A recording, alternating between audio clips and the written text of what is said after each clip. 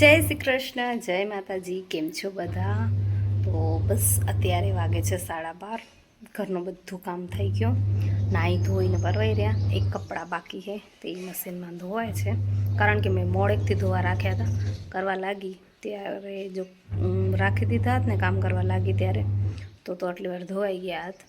પણ ફટાફટ મેં ઘરનું કામ પતાવ્યું, કેમ કે આજે મને થોડુંક સિલાઈનું પણ કામ છે, થોડુંક ભરતનું પણ કામ કરવું છે, અને ઘઉં કાલથી સાફ કરીશ. કાલે એક આખો દિવસ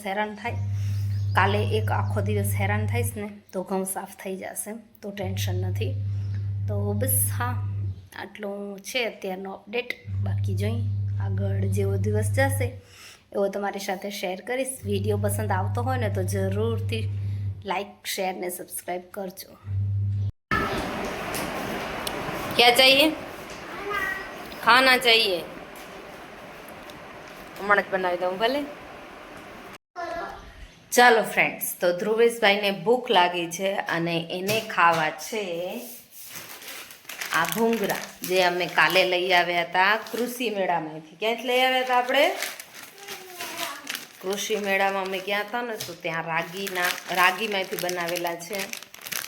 જો તો હવે આને આપણે બનાવીએ. તો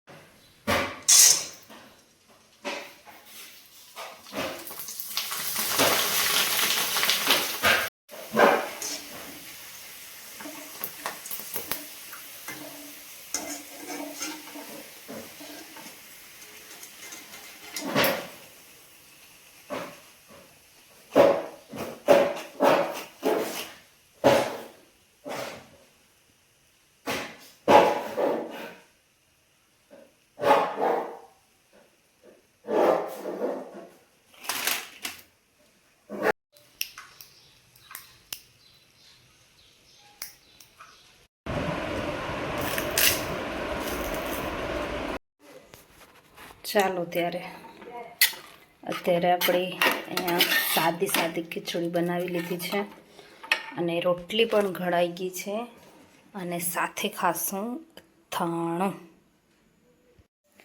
તો ફ્રેન્ડ્સ, જમવાનું તો મેં બનાવી જ લીધું, અને આજે સિમ્પલ ખાવાનું એટલા માટે બનાવ્યું છે કે સાંજે કુલદીપ પાણીપુરી લઈ આવ્યા હતા, મસાલા કોર્ન લઈ આવ્યા હતા, નાસ્તો કર્યો હતો, તો એટલી બધી ભૂખ નથી.